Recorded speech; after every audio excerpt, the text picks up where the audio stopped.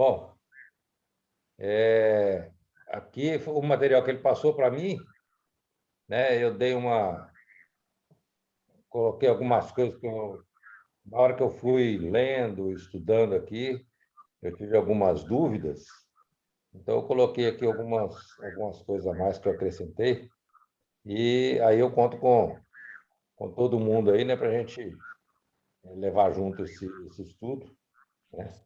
Porque estou no meio de doutores aí, né? Aí fico muito a desejar. Então vamos lá. Tá todo mundo vendo direitinho aí?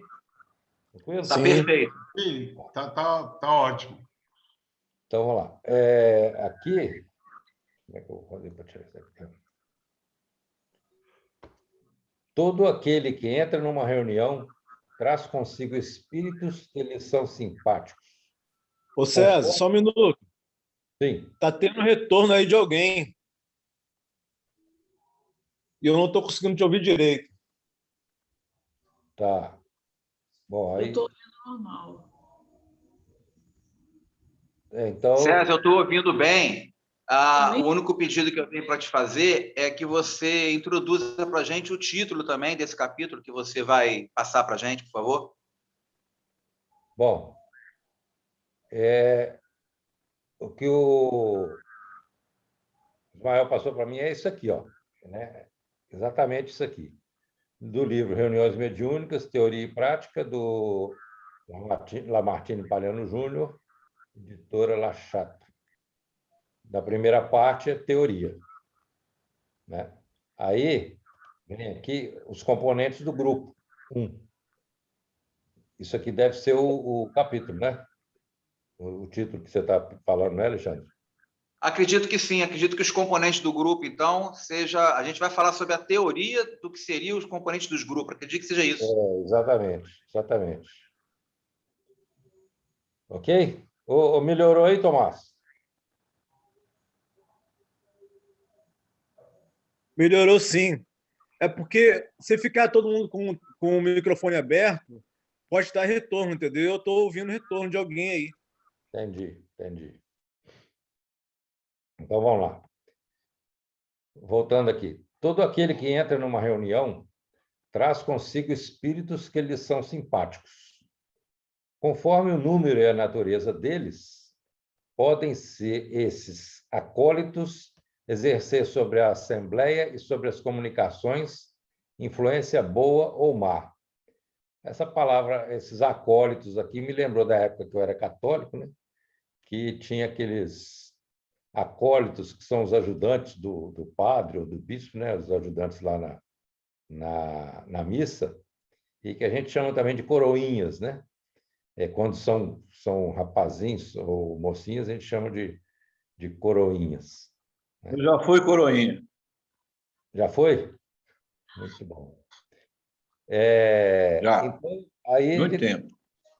ele está dizendo, né, que assim como a gente, em qualquer condição que a gente esteja, a gente leva junto com a gente uma multidão de espíritos, né, que nos são simpáticos, conforme o nosso comportamento, conforme o nosso pensamento, conforme as vibrações que a gente tem, né? A gente, então, leva com a gente aqueles espíritos que nos são simpáticos. Na reunião mediúnica não é diferente, é o que ele está dizendo aqui. Todo aquele que entra numa reunião traz consigo esses espíritos que eles são simpáticos. Conforme a natureza, podem ser exercer sobre a Assembleia uma influência boa ou má, né? E aí a gente lembra lá do Livro dos Espíritos, na pergunta 459, pergunta o seguinte: influem os espíritos em nossos pensamentos e em nossos atos? A resposta dos espíritos: muito mais do que imaginais. Influem ao tal ponto que, de ordinário, são eles que vos dirigem. Tem uma palestra da Maíse Braga, né? Que ela fala sobre essa passagem aqui, e ela diz o seguinte, que O primeiro pensamento que a gente tem sobre determinadas situações e tal é o nosso. O que vem em seguida é a orientação dos espíritos, ou boa ou má, né? Aí depende muito da gente, de quem que a gente está atraindo, né? Então, o Palhano vem aqui dizendo, né, a preferência de Kardec, quando discursou sobre a formação do grupo mediúnico, com referência à qualidade de seus membros, foi sobre aqueles que não somente estudam e praticam a mediunidade, mas aplicam-se em vivenciar a doutrina no seu todo, né? Aí a gente lembra da palavra do Cristo, a cada um segundo as suas obras. Então, as obras são o quê? A vivência do Evangelho. Quando a gente fala de doutrina aqui, a doutrina espírita se, entre aspas, confunde com a doutrina do Cristo, né? Com o Evangelho do Cristo. Então, ele está dizendo que a qualidade dos membros, né, está relacionada com aqueles que não somente estudam e praticam a mediunidade, mas aplicam-se em fazer as obras conforme o Evangelho do Cristo. César, Oi? isso aí me lembra muito que a gente sempre reverencia, que não é para ser espírita só dentro da casa espírita, é para ser espírita no nosso lar, no nosso trabalho, na nossa convivência do dia a dia. Eu acho que é mais ou menos isso aí que isso aí está se referindo, porque assim como os nossos amigos espirituais vão nos acompanhar, de repente, dentro de uma reunião mediúnica, eles vão nos acompanhar dentro do nosso lar, dentro do nosso trabalho, dentro do coletivo. Então, a gente tem que vivenciar a espiritualidade, algo que a gente conhece o tempo inteiro. Exatamente, exatamente, né? Então, a prática do Evangelho é que vai definir, né, essas companhias que a gente vai levar para a reunião mediúnica. São as companhias que nos estão acompanhando durante, como você está falando aí, né, Alexandre? O trabalho, o lar, etc., né? São as mesmas companhias que vão para a gente dentro da sala mediúnica, né? Da sala de reunião mediúnica. E aí, Palhano vem dizendo que lembrou, então, dos que ele denomina os verdadeiros espíritas, ou melhor, os espíritas cristãos, né? Ixi, aqui eu tive tem um problema aqui com... Eu não consigo tirar isso daqui.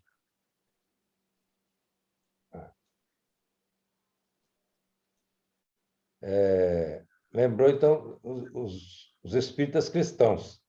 Lá está, que não se limitam a admirar a moral espírita, mas a praticam e a aceitam em todas as suas consequências. Argumentou mais para justificar sobre os verdadeiros espíritas. Convencidos de que a existência terrena é uma prova passageira, tratam de aproveitar esses curtos instantes para avançar na via do progresso, esforçando-se por fazer o bem e reprimir suas más inclinações. Suas relações são sempre seguras, porque a convicção os afasta de todo mau pensamento. Em tudo, a caridade é sua regra de conduta.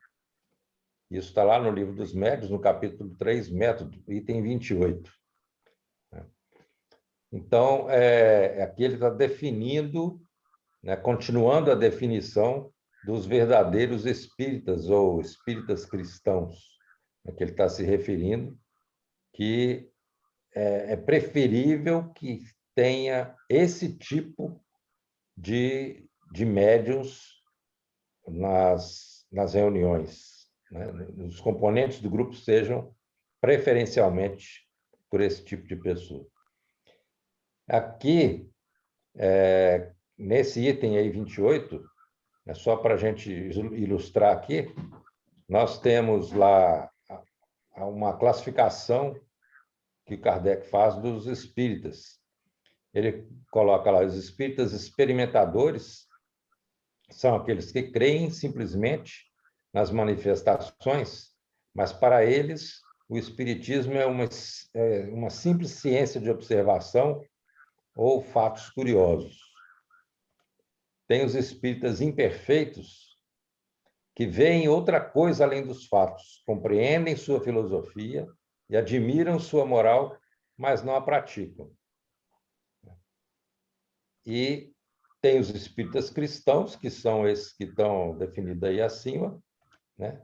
E os espíritas exaltados, que são exageradamente crentes, mas com uma fé cega, sem uma base racional das coisas do mundo invisível. Com isso, acabam sendo mais nocivos do que úteis à doutrina. São os César, Zobaoba. Oi. posso falar um pouquinho? Claro.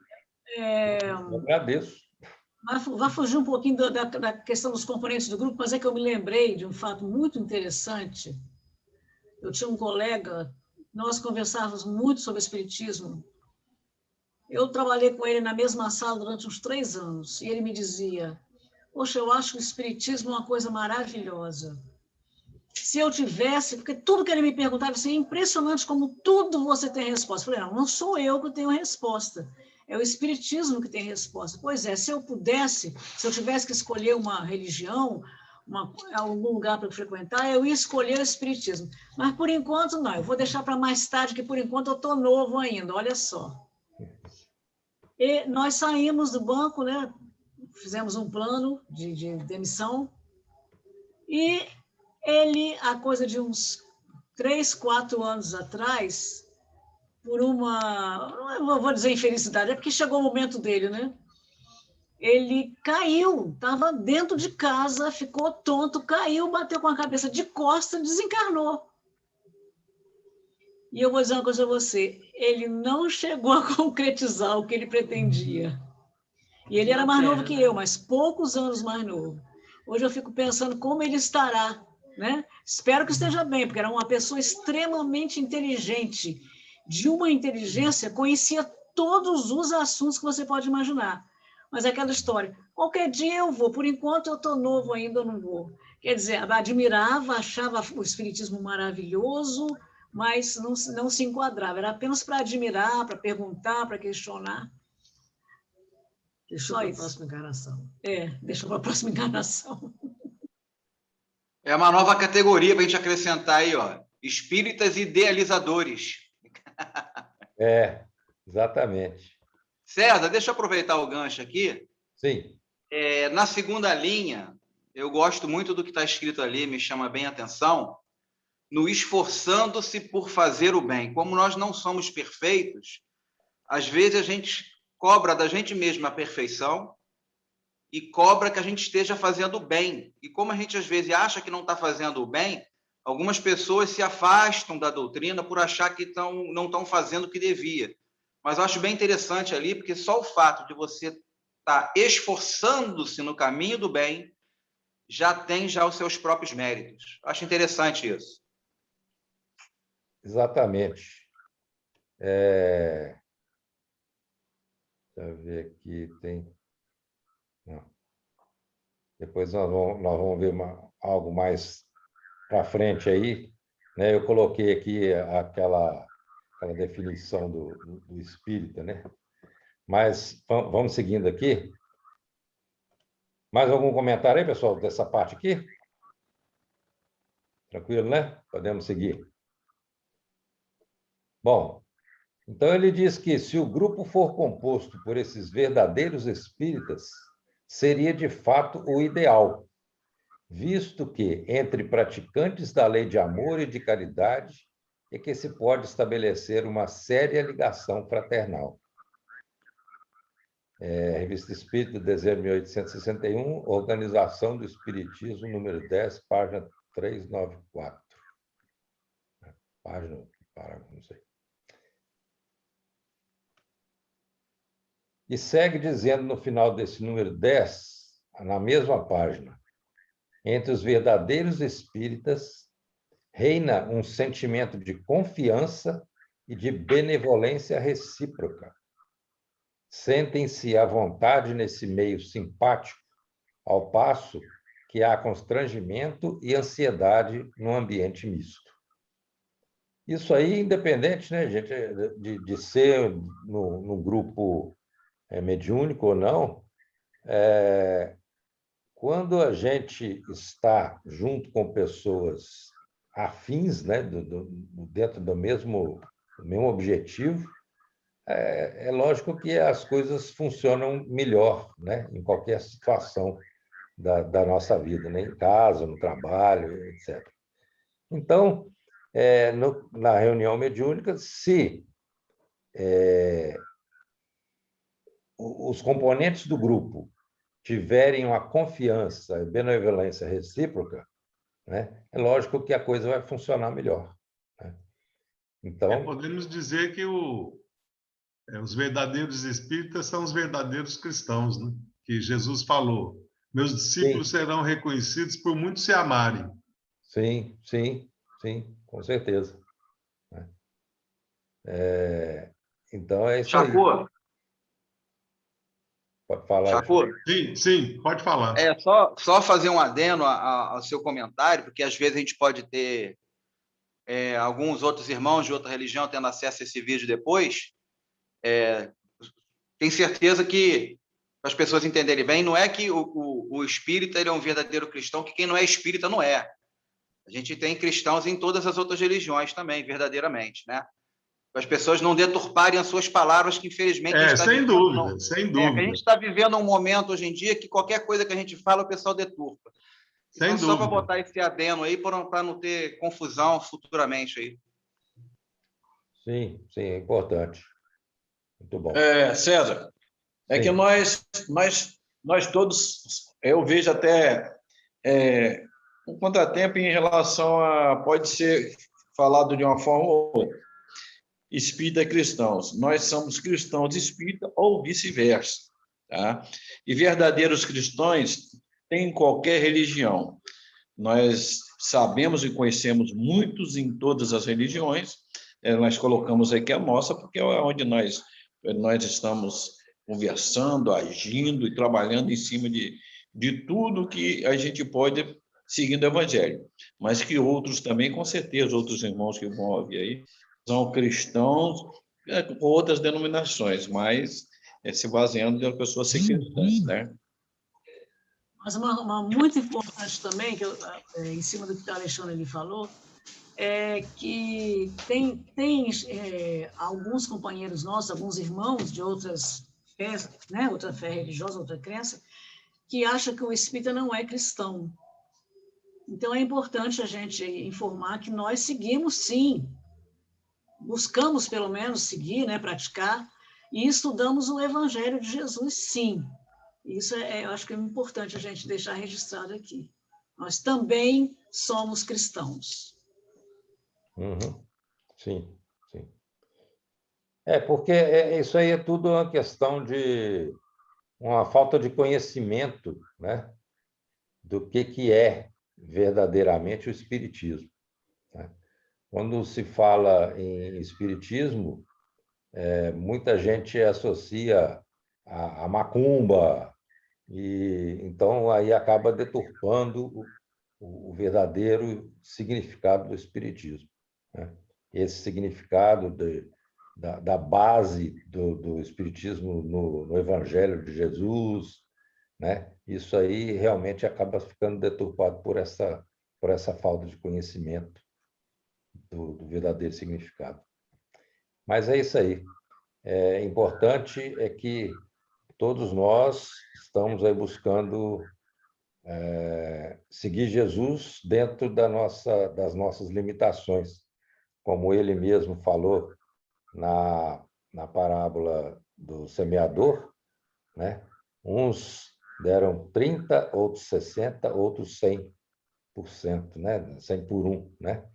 Então, quer dizer, cada um tem a sua uma parte, faz um pouco, tenta aqui, uns conseguem mais, outros conseguem menos, mas o importante é o esforço, como o Alexandre falou agora há pouco, né? Fazer o esforço para seguir o Evangelho de Jesus.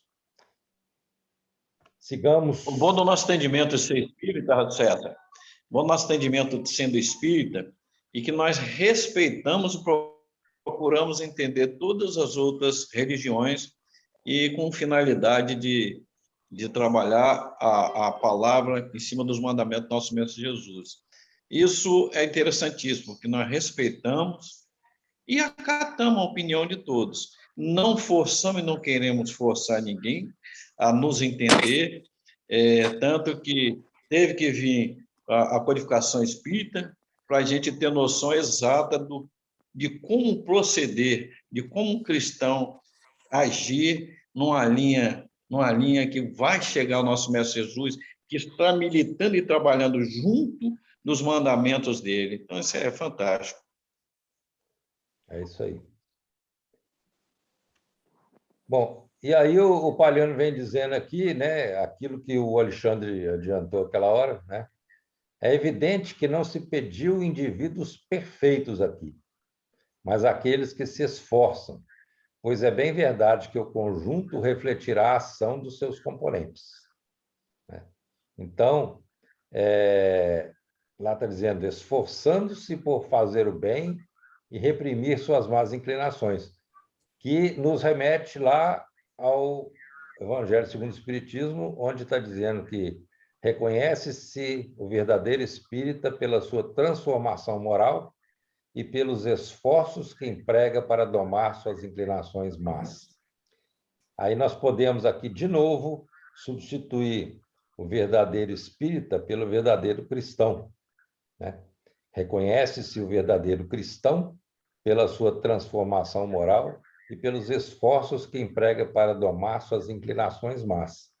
Então, aí, repetindo, né, aquela questão do esforço, né? Nós tentarmos ser perfeitos, já estamos no caminho, né? De acordo com o Evangelho de Jesus, né? A gente tentando seguir o Evangelho, né? A gente já está no caminho. Bom, algum comentário aqui, pessoal? Não, está corretíssimo. Boa noite, pessoal. Boa noite, Ô, Boa noite, Egil. Rapaz. Boa noite. Boa noite, meu guru. Boa noite, boa noite. Alô. Oi, Gil, A boa minha paz noite. eu vos deixo, a minha paz eu vos dou, não vou lá dou Boa como noite, vos dá. Egil. Que assim seja. Boa Abraço noite. do Júlio lá e para Beth. Boa noite, amém. O trânsito estava muito ruim, Ismael. Vamos lá, continua aí, jovens. O trânsito estava ruim, Ismael. A terceira ponte estava congestionada. Não sei o que. Chovendo, né? Eu estava com ele, Eu já ia perguntar se vocês estavam juntos no mesmo carro. Eu cheguei um pouquinho antes. Vamos lá, Bom, gente. podemos dar sequência aqui, então? Nós estamos Vamos, falando aqui Estou dos... vendo. Nós estamos falando aqui dos componentes do grupo, né? O Ismael e o Gil chegaram agora aí, né? E que o Palhano está comentando aqui a respeito como que é bom que o grupo seja composto por verdadeiros espíritas, né? Ou espíritas cristãos, que ele define, né? Que está definindo, inclusive, no livro dos Médiuns, né? Então, ele está dizendo aqui que não se pede indivíduos perfeitos, mas sim aqueles que estão se esforçando para fazer o bem e reprimir suas más inclinações, né? E aí a gente dizendo aqui que isso remete a gente lá àquela clássica frase, né, aí do livro do Evangelho segundo o Espiritismo: reconhece-se o verdadeiro espírita pela sua transformação moral e pelos esforços que emprega para domar suas inclinações más. E aí eu coloquei aqui,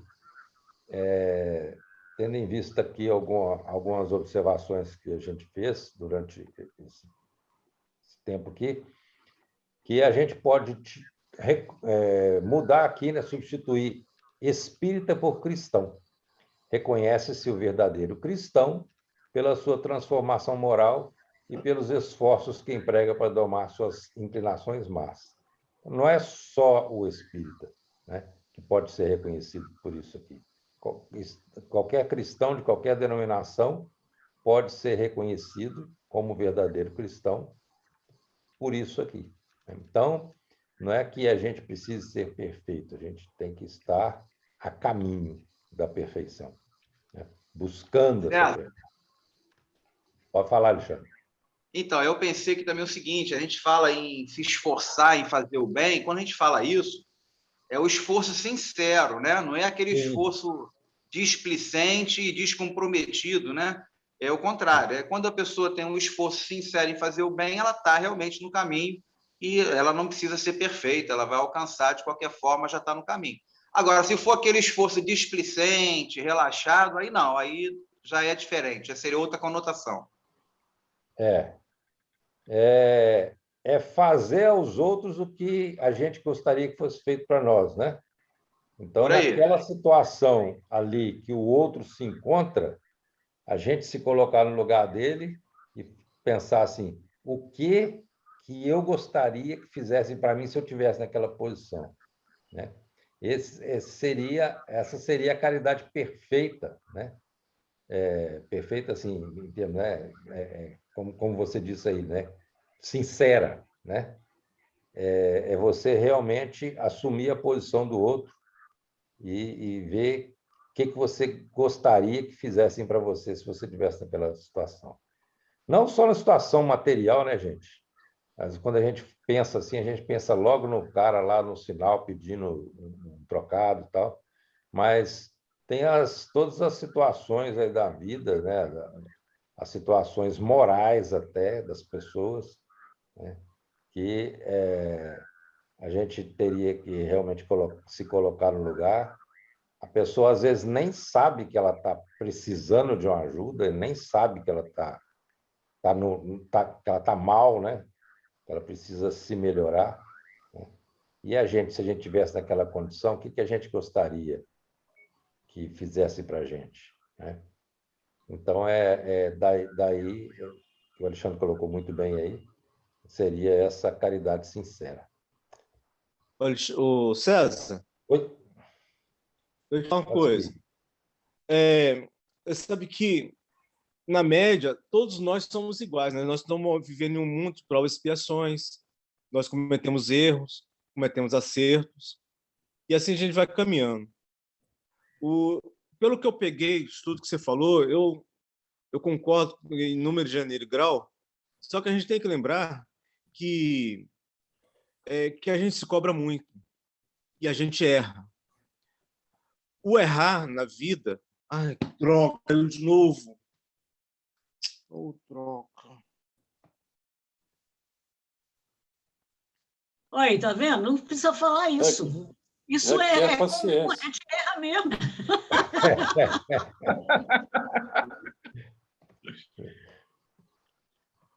Entendi.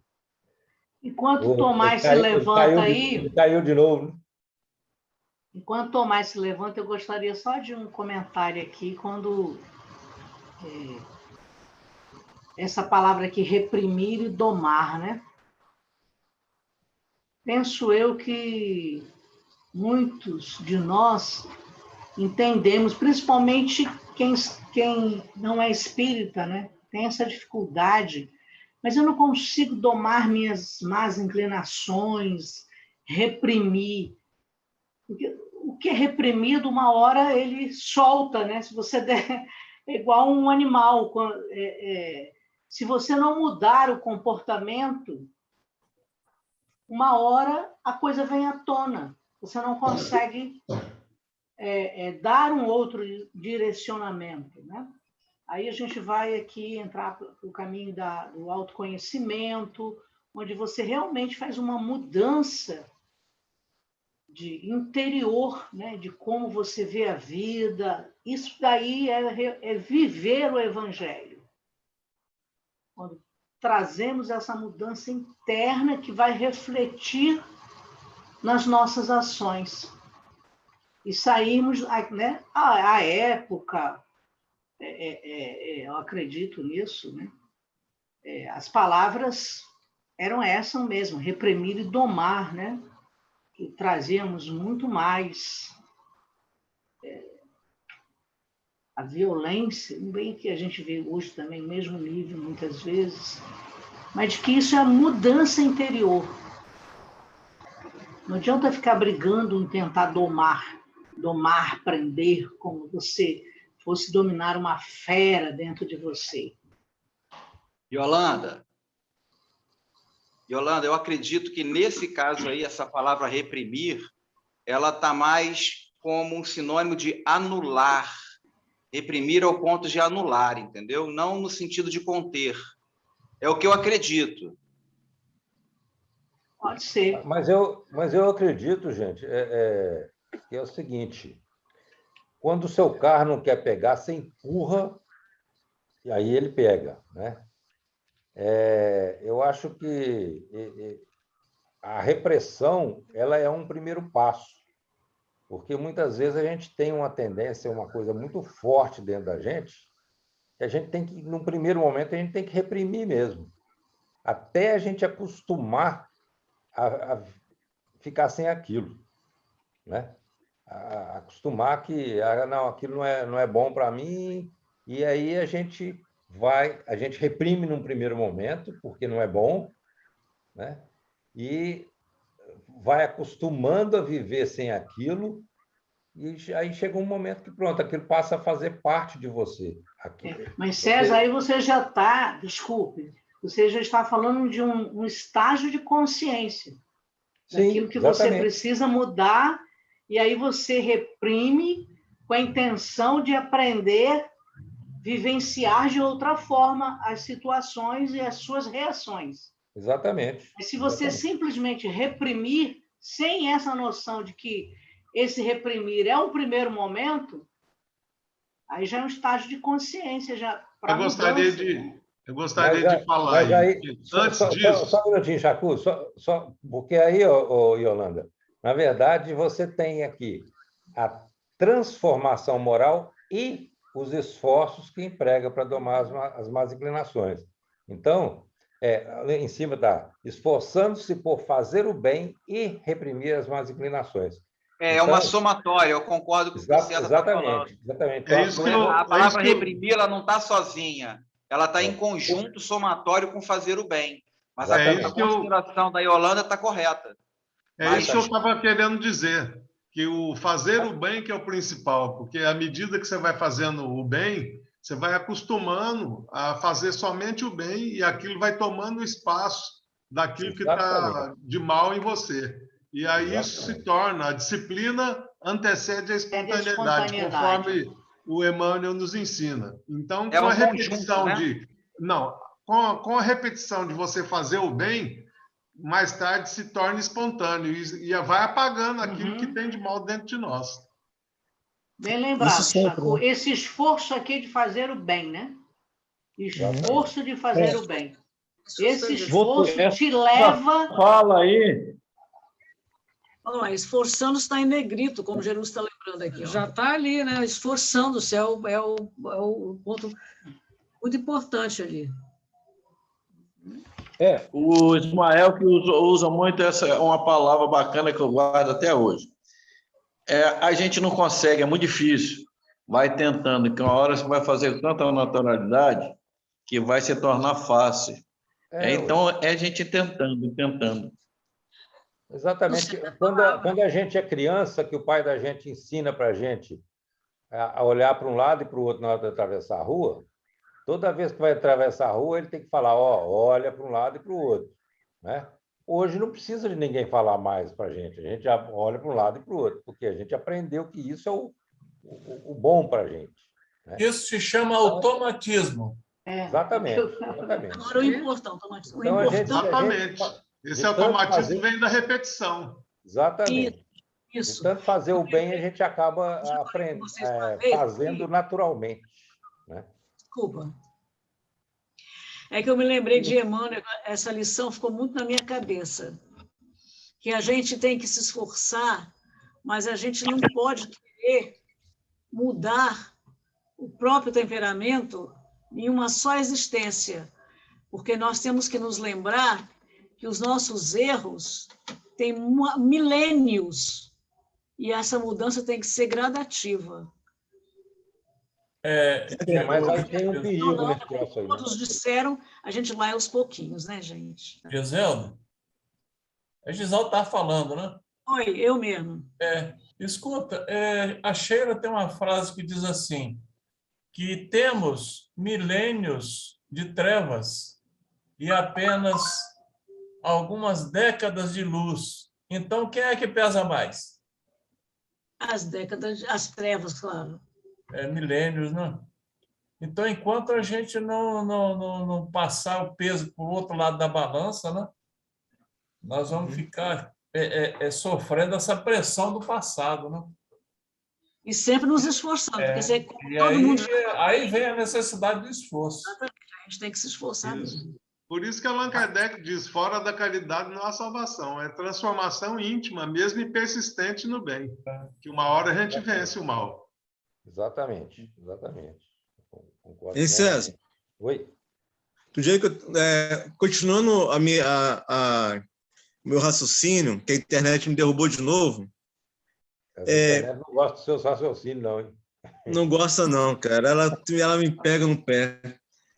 Assim, eu estava conversando com uns amigos e, assim, a gente erra muito, sabe? O problema não é errar, o problema é a gente reconhecer que está errado. O que é difícil muitas vezes, né?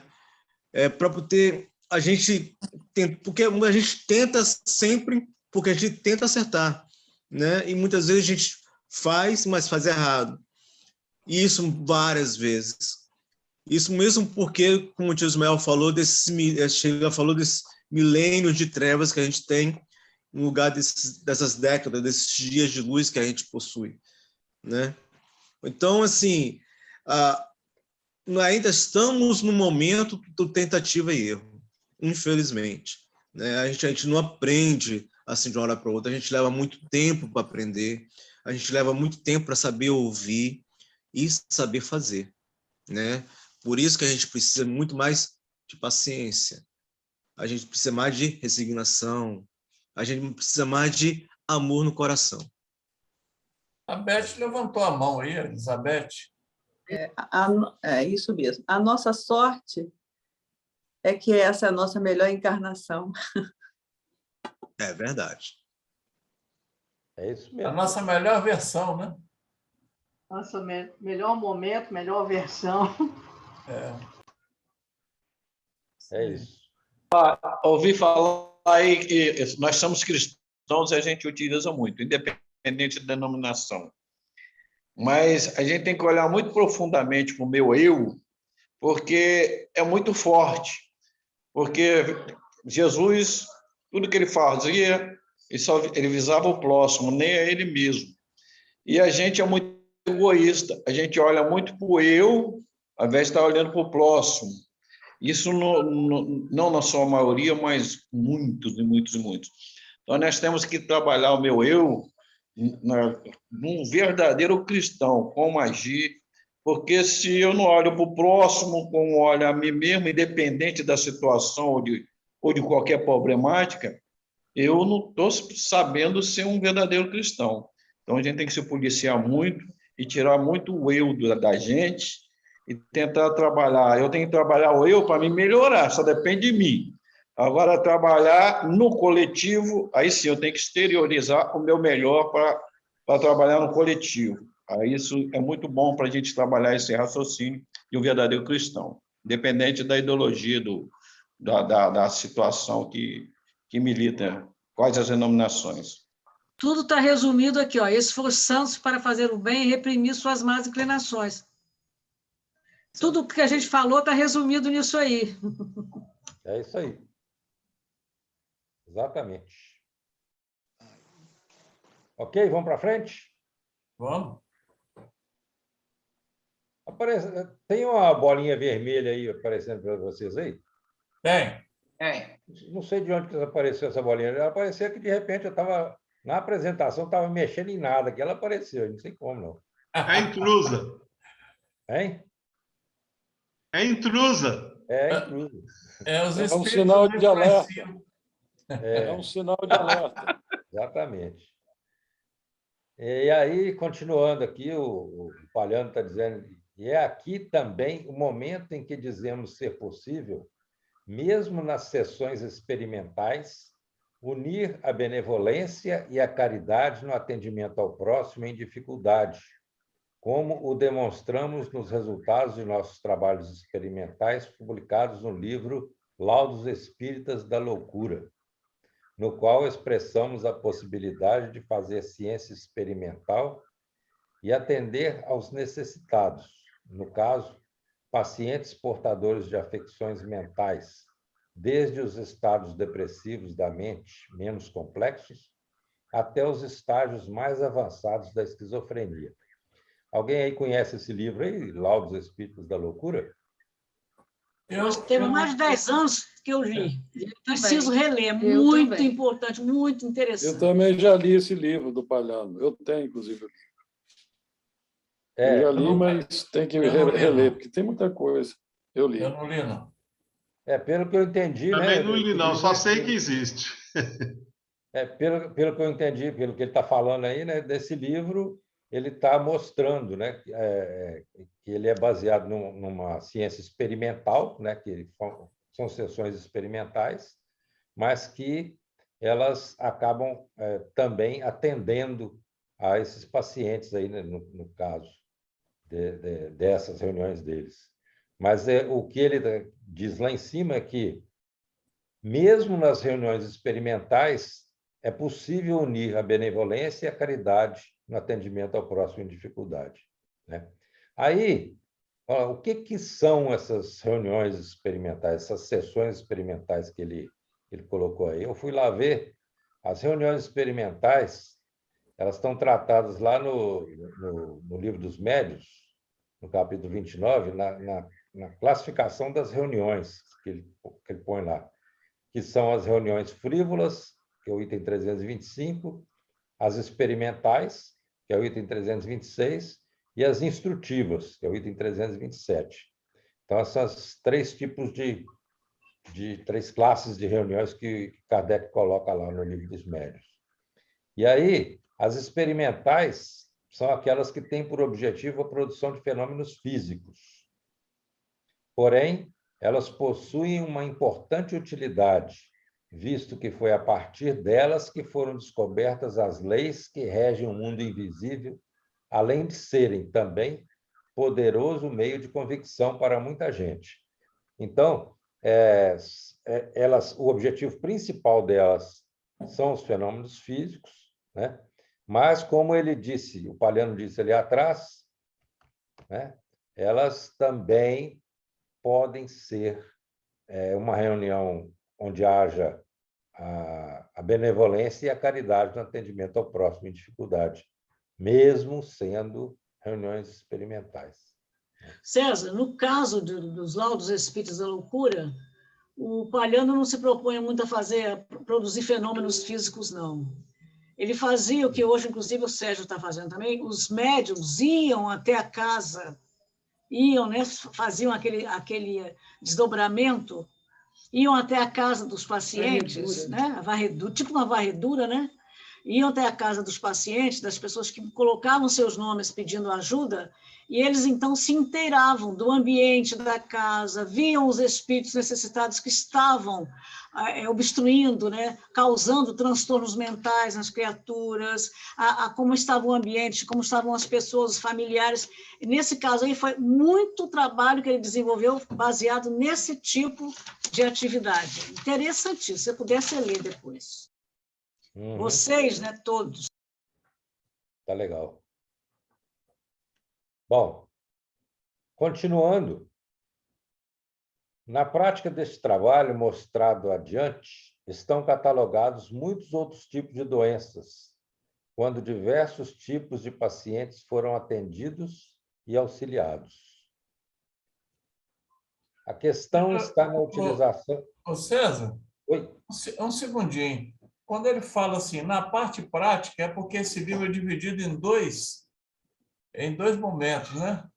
Tem a parte teórica, que é essa que nós estamos fazendo agora, e a parte prática, onde ele demonstra, através de relatos, as reuniões que ele fazia, as anotações. Essa colocação que a Giselda fez agora também deve estar catalogado lá nas experiências que ele fez, né? Científicas. Só para chamar a atenção. Na parte prática desse trabalho, quer dizer, desse livro, né? Tem duas partes. Uma teórica, essa que nós estamos fazendo, e a parte prática que ele apresenta os resultados dessas reuniões. Ah, tá. Obrigado, Eu não li Ismael. esse livro todo ainda, só li até o dia de hoje, que o César está falando. Foi bom, viu, Ismael, você ter colocado isso aí, que eu acho que deu para esclarecer legal isso aí na parte prática. Uhum. Né?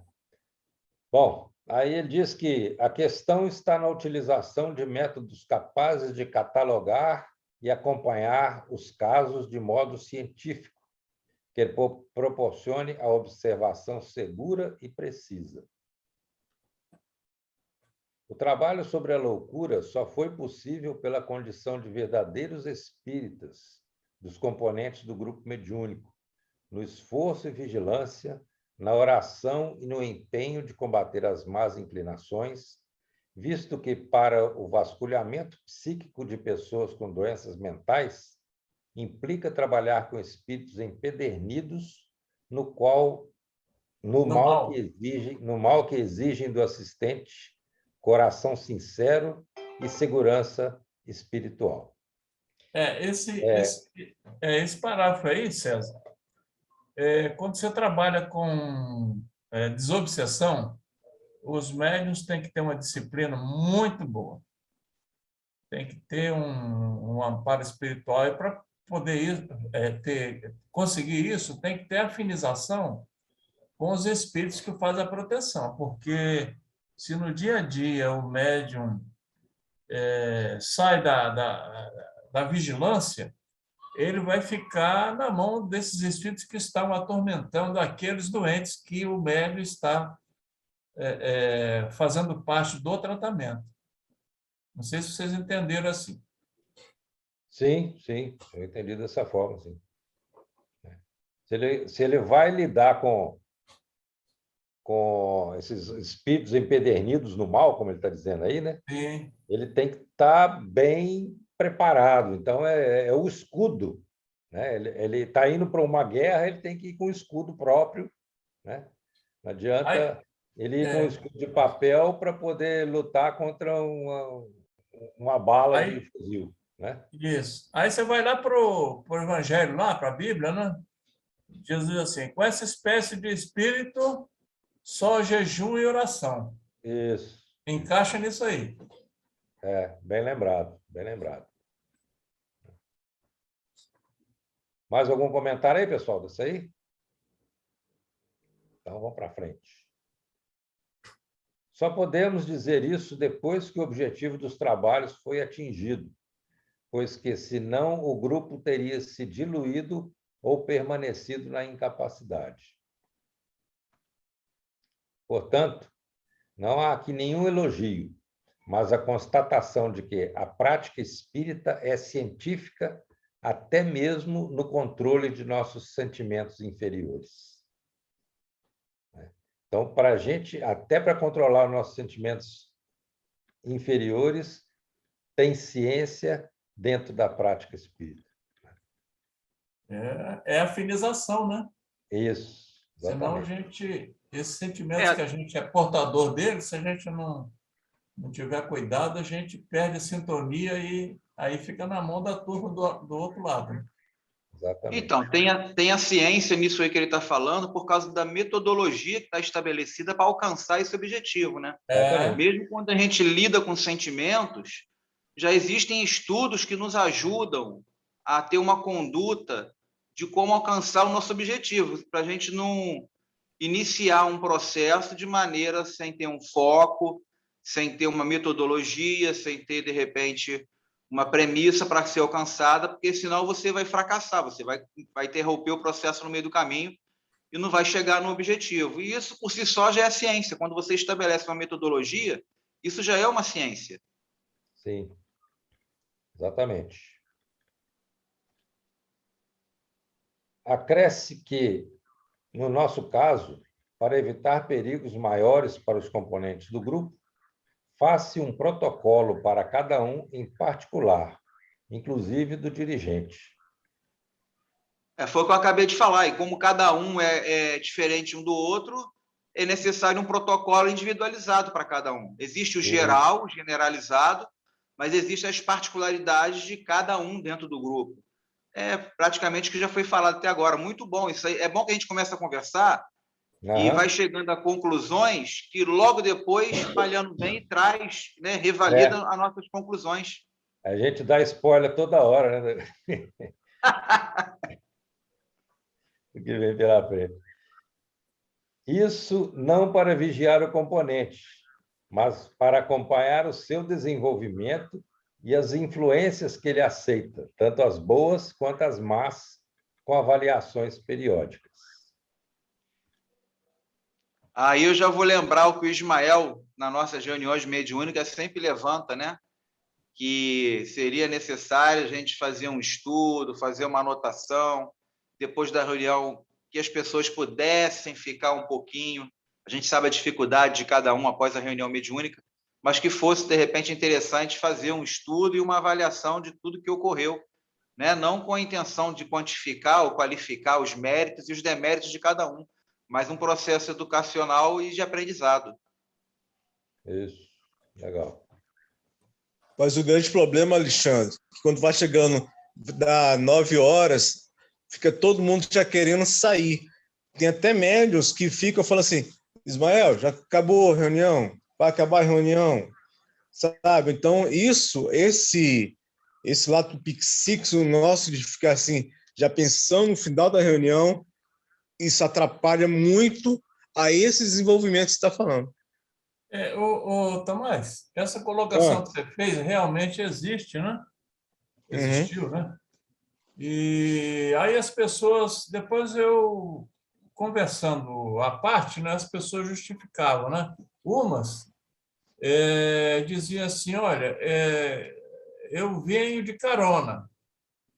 A pessoa que me leva, que me traz e me leva de volta, pertence ao outro grupo. O outro grupo, mediúnico, acaba mais cedo que o nosso. Quer dizer, eles são rigorosos no horário, né?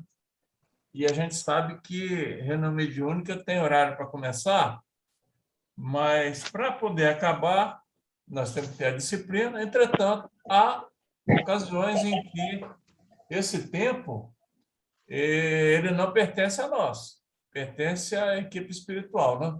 Então, as pessoas ficam angustiadas, né, para sair por causa desse motivo. E um outro motivo é uma pessoa dizendo que ela precisava sair porque ela tinha horário para tomar um determinado medicamento, né? Aí a gente fica entre a cruz e a caldeirinha, né? É verdade. Dirigente, né? Mas, como nós estamos aqui para aprender... Muito embora isso não sirva de justificativa, Ismael, eu só queria acrescentar alguma coisa. Sim. Que na época em que foi trazido isso, né, que o Parano também trouxe, e em outros livros também a gente encontra todas essas orientações, isso foi feito numa época. Na época de hoje, nós temos vários, vamos dizer assim, vários obstáculos, né? E situações também. Tem pessoas que moram longe, que não pode se expor muito a sua vida, que, muito embora que a gente já confie na espiritualidade, nós temos que fazer a nossa parte. Tem mães de família com criança em casa, a gente tem que respeitar tudo isso também e levar isso em consideração. Para a gente que é homem, já fica um pouco mais fácil a gente demorar um pouquinho mais.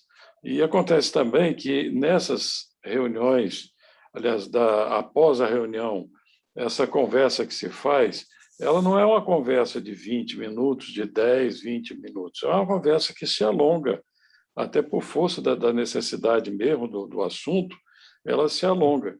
Então, eu acho que, na atualidade, a gente poderia reservar um tempo, ou até mesmo de mês em mês, se criar um momento só para se discutir isso. Anotaria-se os pontos que estão realmente incomodando ou que precisam ser observados, e depois se fazer um trabalho, uma reunião quase que específica para isso, de avaliação. Eu acho que seria mais prudente.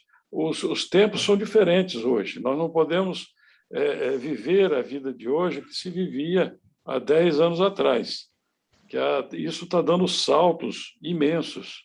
Uhum. É isso aí. Hoje existe até a possibilidade de ser feito online também, ué. Isso aí, ué. Eu também considero isso. Foi por isso que eu falei sobre o motivo de várias pessoas, quando tu vai chegando no final da reunião, fica ansiosa para ir para casa. Que a gente parar depois da reunião, que seria ideal fazer o diálogo de como foi o atendimento, de as dificuldades. Isso leva bastante tempo esse diálogo, né? O ideal seria que a gente tivesse uma reunião específica depois de 4 reuniões do mês para falar sobre isso, né? Para fazer um estudo sobre isso, para que a gente faça a anotação sobre o atendimento que foi feito, né? Para que a gente possa discutir depois. Foi nesse sentido que eu quis dizer, entendeu? E tem mais uma coisa. Ultimamente, as reuniões mediúnicas elas têm exigido um pouco mais da gente, principalmente dos médiuns.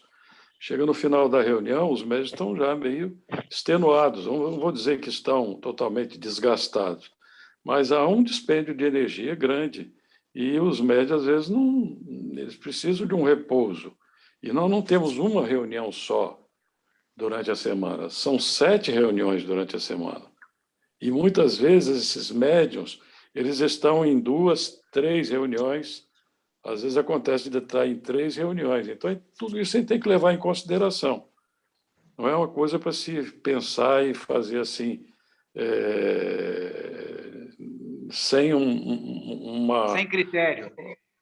Sem um critério e sem também ouvir as pessoas, né? Por exemplo, em relação a isso, Tia Gil, na reunião de quarta-feira, só relembrar, já teve médios que saíram, que acabou a reunião, ficaram cansados, ficaram extenuados, né? E a gente não, e às vezes quando a gente vai embora, a gente não percebe isso, né? Que a gente tem que sair com calma, mas dando um tempo para o médium se recuperar, né? E essa ânsia muitas vezes atrapalha a recuperação de outros médiums, né? Gente, eu não queria ser chato não, mas vamos ver o andar da carruagem aí, nosso horário aí. Sim, exatamente. Eu ia falar isso aqui 21h07 agora. Nós já estamos com o tempo estourado aí. Me desculpe eu ter tomado um tempinho aí. Ô, César. Oi. A gente pode fazer o seguinte, como avançou aqui o horário, você terminar na outra quarta-feira, aí, se terminar antes de completar o horário, a gente engatilha o outro estudo, né? Sim, inclusive está faltando pouco aqui. Hein? Está faltando pouquinha coisa aqui para terminar aqui, mas podemos eu acho terminar? que seria... Não, mas eu acho que seria interessante. Vai depender do grupo aí, se as pessoas quiserem. Não, mas eu acho que seria interessante, Ismael, a gente tudo bem. terminar na próxima semana, porque senão vai... A gente vai mais, né? Ismael, se a gente tentar acabar agora, a gente vai suprimir, às vezes, algum comentário. Alguém vai deixar de fazer algum comentário. O papo está bom aqui. O papo está bom. O ritmo está bom. Tá. Então, seria melhor a gente deixar para a semana que vem mesmo. Então, paramos aqui. Tá bom. Então, está combinado. Como não foi eu que abri aqui a sessão, quem abriu aí, eu não sei como é que foi feito. O senhor pode encerrar. O senhor não abriu, mas o senhor pode encerrar. Não, mas para abrir aí a tela, né? Tá aberto. Isso aí. Tá bom. E aí, Júlio, está enxergando bem?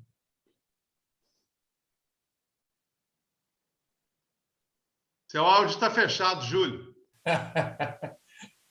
Não é? O lado direito já estou enxergando bem, que foi a lente para longe. Sim. Mas o lado que fez a cirurgia agora por último, que é o lado esquerdo, é o cristalino que bota a lente para próximo, né? Uhum. E esse está bem fosco ainda. Está desregulado.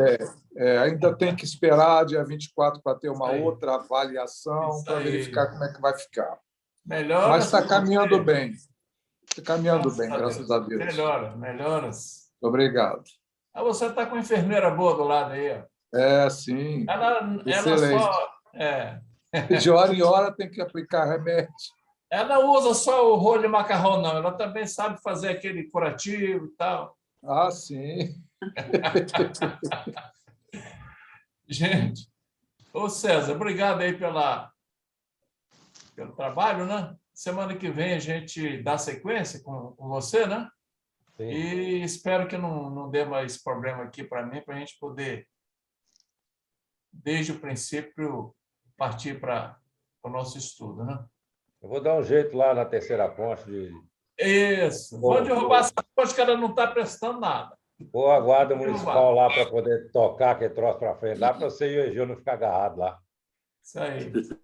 Mas é igual o Eurico Rezende, que queria derrubar a ponte. Não sei se vocês lembram disso.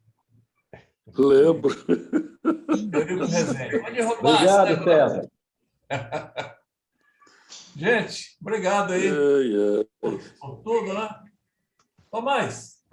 Eu? Você está vivo aí? Está conseguindo falar? Você faz a prece para nós? Estou sim. Faço sim, tio. Com certeza. Obedecendo aquele critério, né? Da prece. Uhum. Tá bom. Mestre muito amado, agradecemos, Senhor, por mais um dia de estudo, de aprendizado, por a reunião com os amigos, tanto materiais, tanto aqui na Terra como nos amigos espirituais. Agradeço particularmente, Senhor, por esses 53 anos de vida vividos até hoje e pelo próximo que vai acontecer a partir de amanhã. Agradeço tudo que tem nos dado, Senhor, tudo que tem nos ensinado. Por isso, pedimos carinhosamente que continue sempre conosco, nos amparando, nos ensinando, hoje, agora e sempre. Que assim seja. Assim seja. Assim seja. Seja. Seja.